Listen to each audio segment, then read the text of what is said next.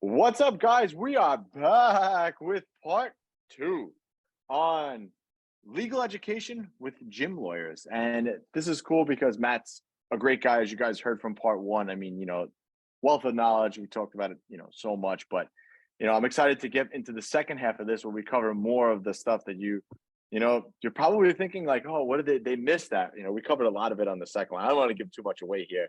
But yeah, let's just get right into it, man. Let's get right into part two here. So, all right, guys, part two. Check it out.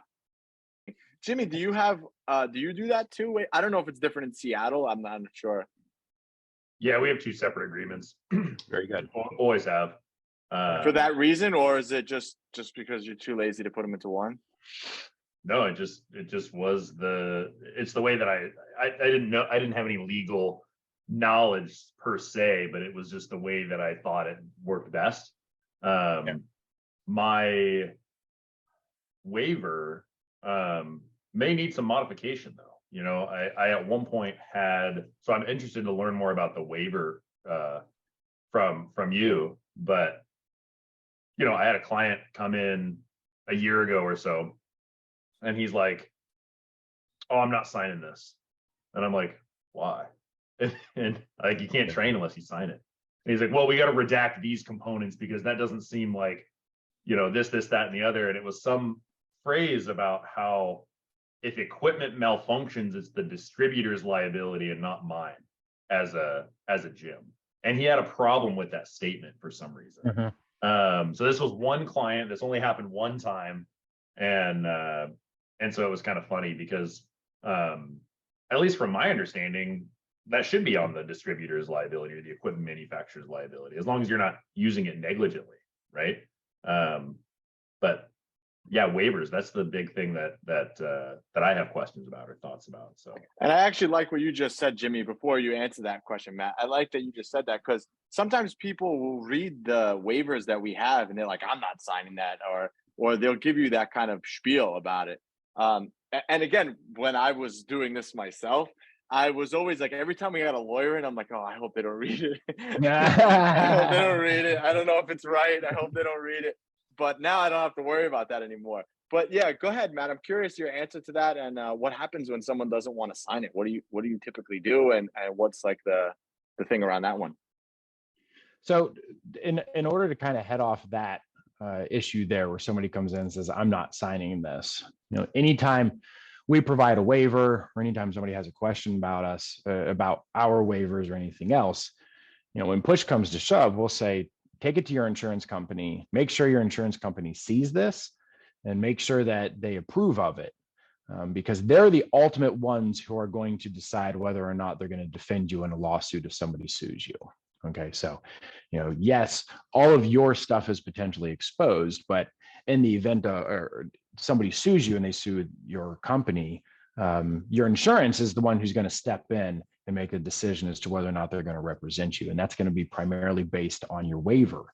So it's very easy from that aspect to take your waiver and you send it to your insurance company, and the insurance company gives you 2 thumbs up. And then when a member comes in and says, "I'm not signing this," you can very easily say, I mean, it's too bad, because this is what we have to have in order to have our insurance cover us. And the fact that you won't sign it makes me nervous that you're going to make me change it in a way that my insurance isn't going to cover it. And there's going to be a potential of a lawsuit from you that now all of a sudden I'm going to have to defend on my own.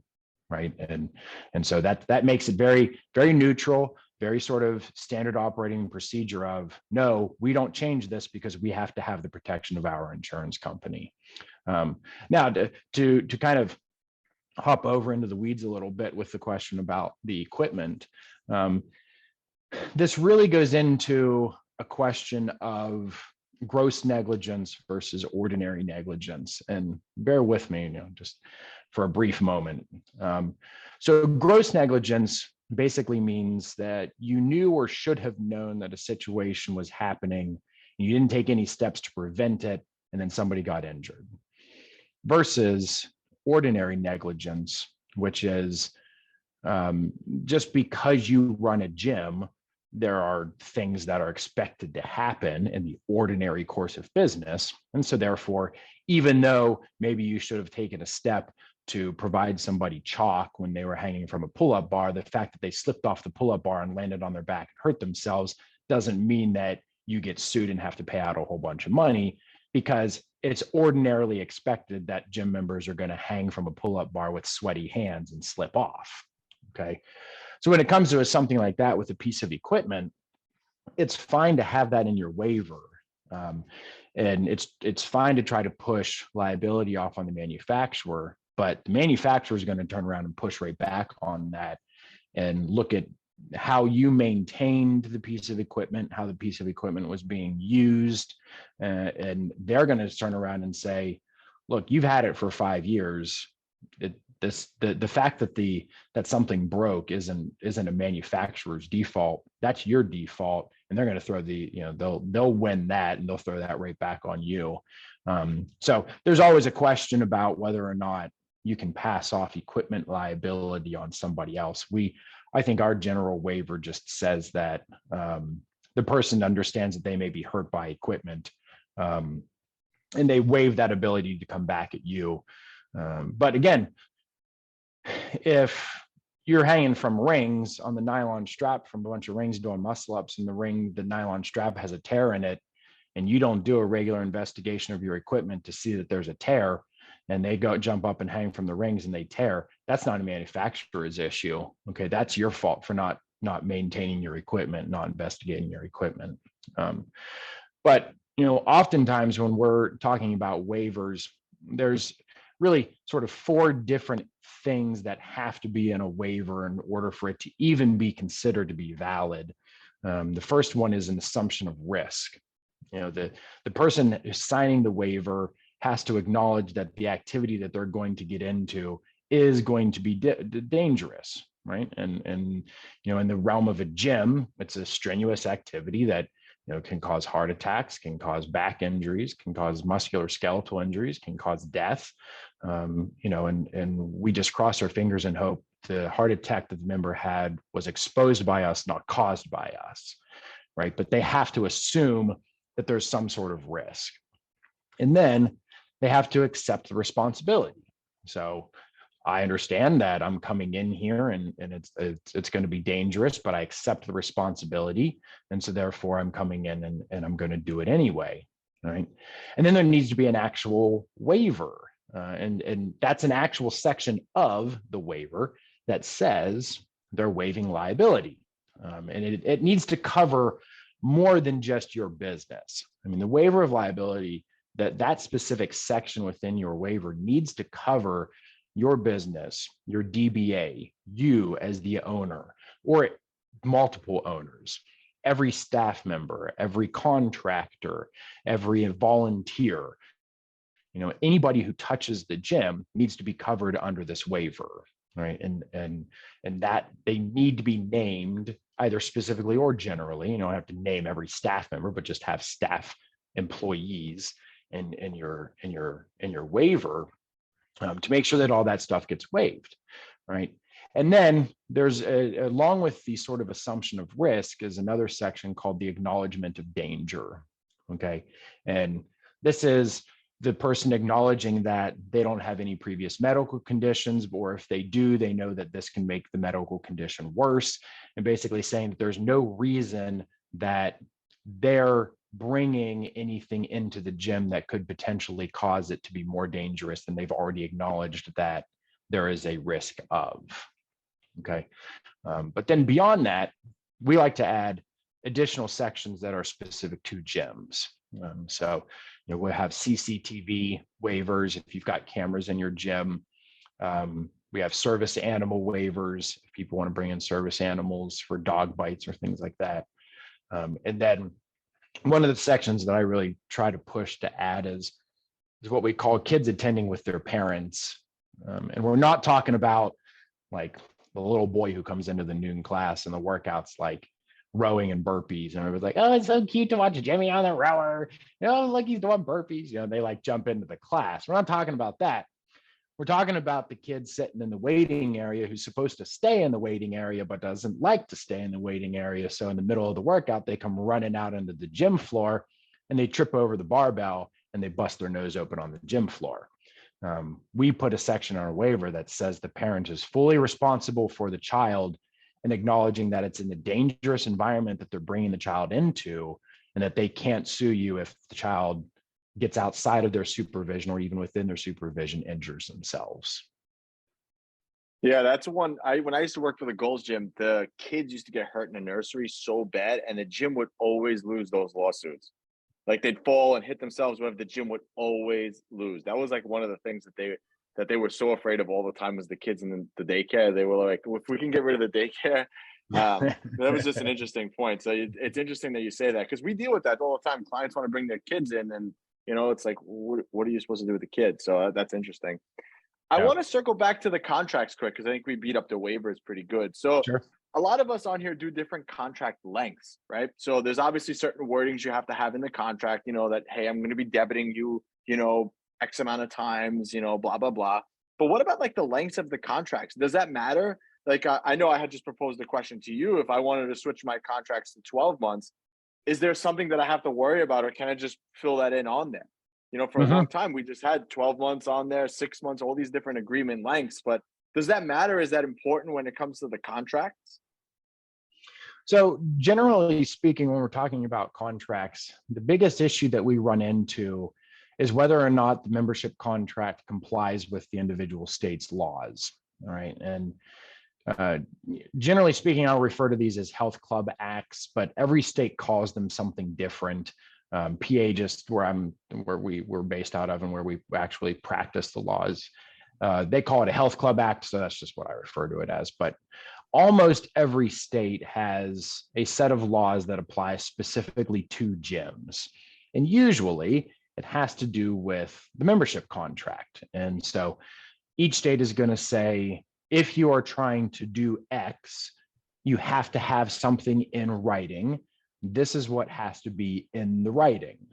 So let me look at PA, because then I'll compare it better to a situation like yours up in New York.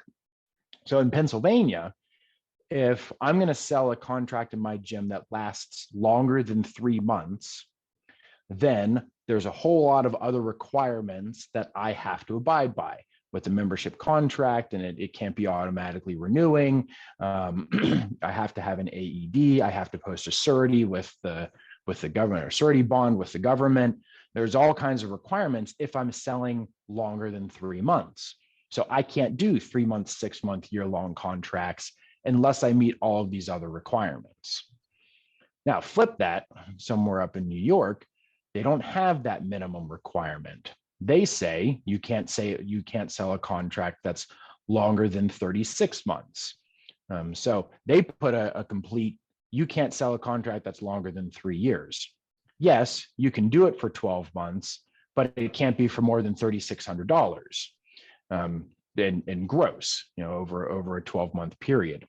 Other states will say you are not allowed to have an automatically renewing contract, period. So each state has their own individual laws. Each state is going to designate, you're not allowed to have an automatically renewing contract. You're not allowed to have one if it's more than a month. In PA, if you can sell them for more than 3 months, but you have to meet all kinds of other requirements. New York, says something like you can't have them for longer than 3 years. So that's the biggest issue that we run into with membership contracts, is let alone you have to have automatic renewal language in there. You need cancellation language in there.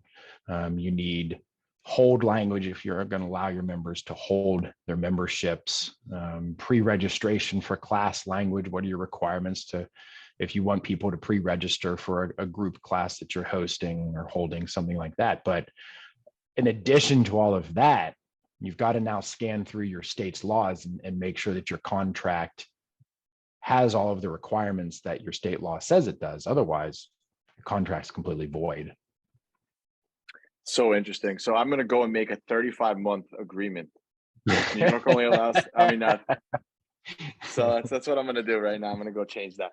I want to circle back to something that I think that you mentioned very briefly and I think it kind of went over on some people's heads, and I think that that kind of goes overlooked too. So you said waivers, contracts, and then you said staff agreements. So Mhm. now a lot of us probably sitting there thinking, because I didn't have staff agreements until recently, but you Mhm. know, what's a staff agreement? Why do they have to be on a contract? What does that even mean? So let's talk about staff agreements. I don't think that many people talk about that, especially when it comes to gym ownership. Sure. So staff generally is anybody working for you.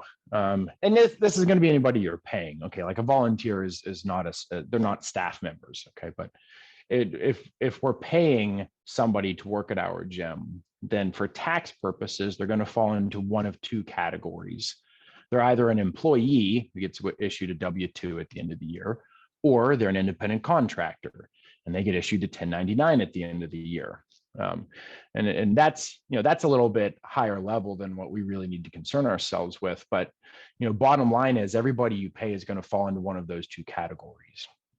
And so we often promote the need for a staff member agreement for two primary reasons. One is so that you and your staff member knows exactly what the expectations are and everybody is on the same page. Okay. And an easy one for this is, if I'm considering you an independent contractor, but you're considering yourself an employee, that has big ramifications at the end of the year when taxes come out, or when you get injured and you want workers' compensation benefits, or if I fire you and you want unemployment compensation benefits, that the choice of your designation has big ramifications there. So the staff member agreement makes sure that we're on the same page, okay, about whether or not you're an employee, whether or not you're an independent contractor, and what those expectations are.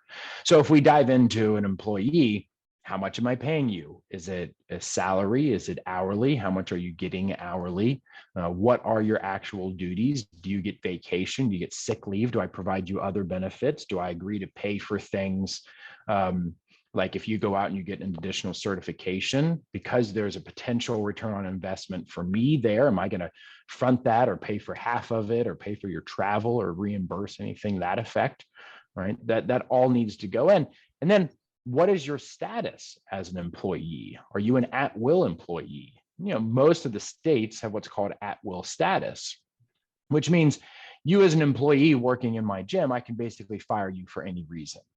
And that's any reason with the caveat of it can't be for race, it can't be for age, it can't be for sex or gender, anything like that. Those are what are called protected classes. But, if you come into the gym and I just don't like the way that you talk to my members, I can fire you for that because you're at will, unless my employment contract gives you additional rights of, I have to give you a warning, or there's a book that we have to follow a process before I can fire you.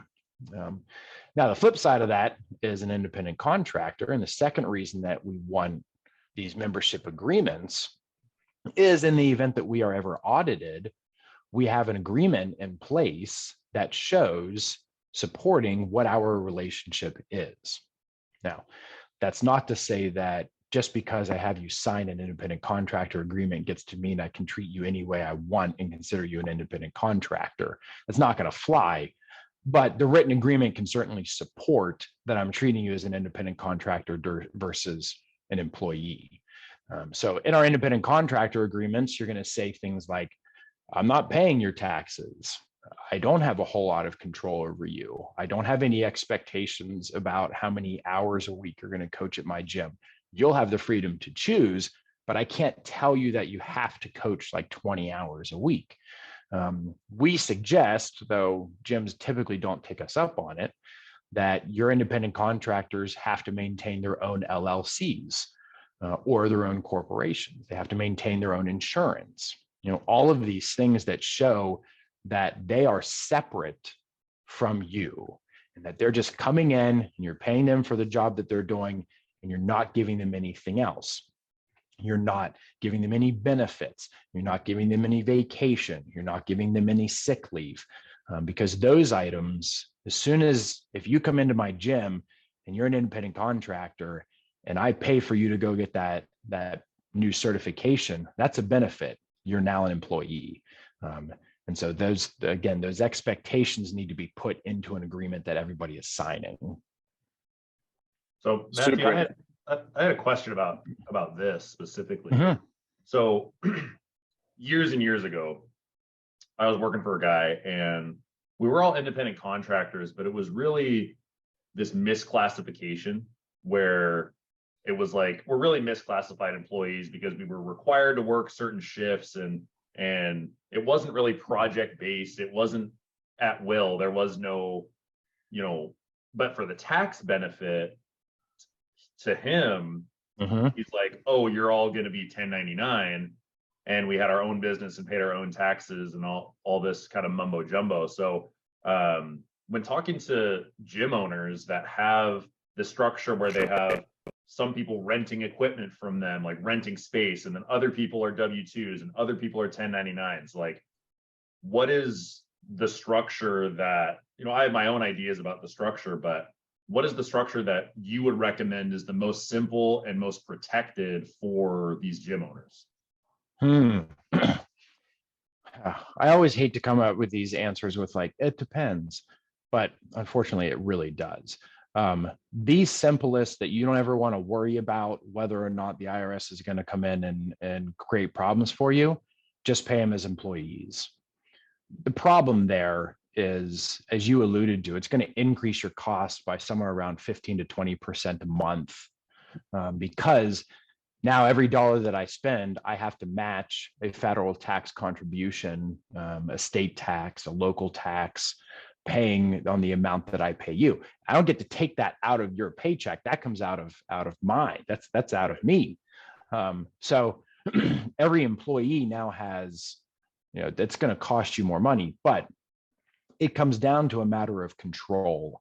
The more control you exert over your staff member, the more they are an employee than they are an independent contractor.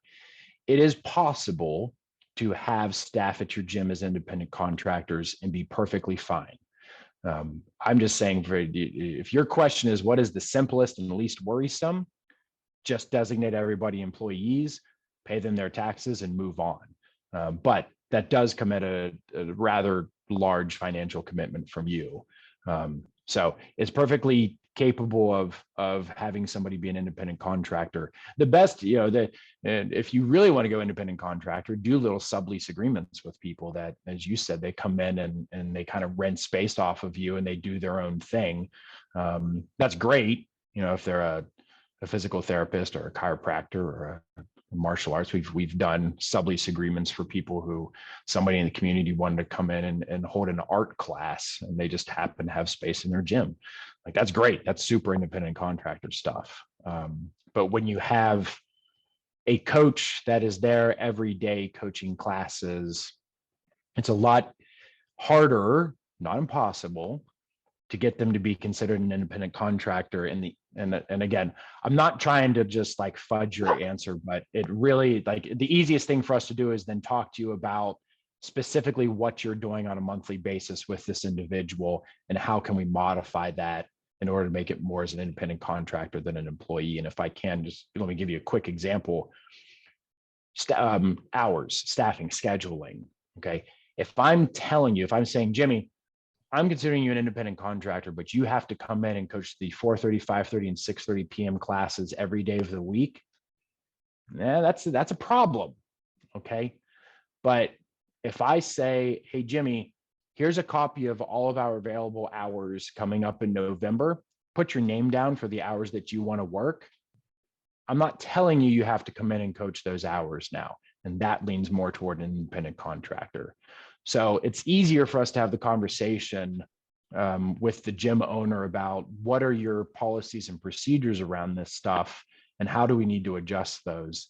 And then ultimately go to your accountant and make sure your accountant is cool with it, because they're the ones who are ultimately going to have to defend it if you get audited. Right. Jimmy, you have a follow-up question or anything else that you want to ask Matt? Because he's a lawyer. He's billing us for his time. So, I think I told you, Anthony, from the beginning. I don't bill until I have to start thinking about stuff, and then I start charging for it.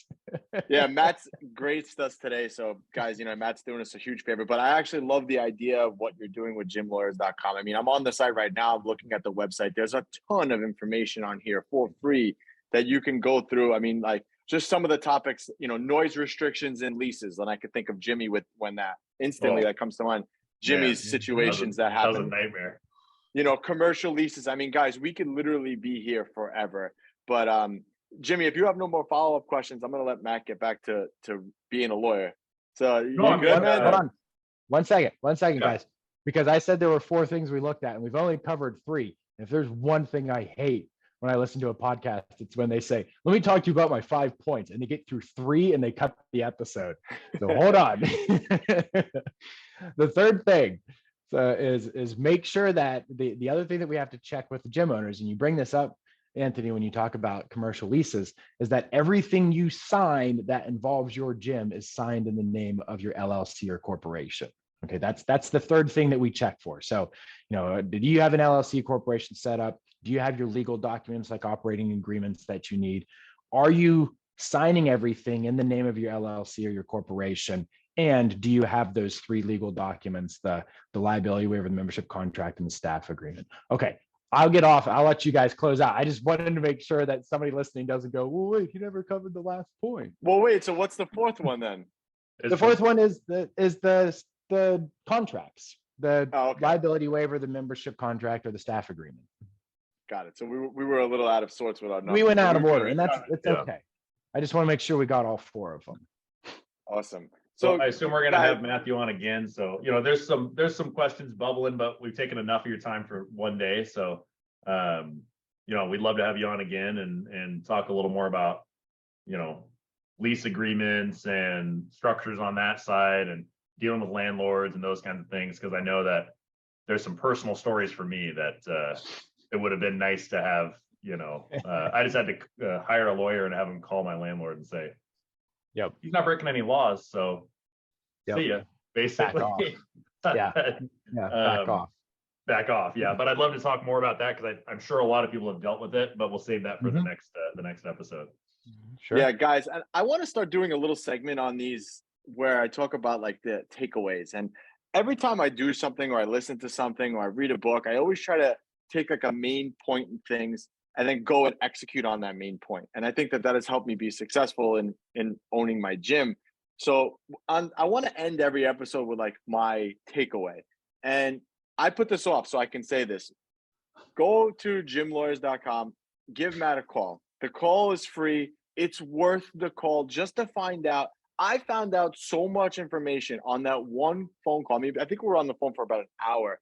And Matt, went through so much stuff. And there was so much stuff that you don't even think about that you need in order to be protected. Because again, the goal of this podcast is to put more profit in your pocket. Well, that profit is not going to do anything if it's not protected. And this is kind of like the armor in front of your business that's going to protect you. So if you want to be able to earn those profits and keep them, you need to make sure you're well protected. So guys, head on over. The link is in the description. Give Matt a call, talk to him, find out if there's anything that you're not doing that you should be doing, because I think this is a very, very big resource for a lot of you guys out there. But Matt, thank you so much, buddy, for coming on. We really, really appreciate it. And I'm very happy to have met you and building a friendship with you. So thank you again for coming on, man. Anything else you want to plug, man? Wherever else people can find you?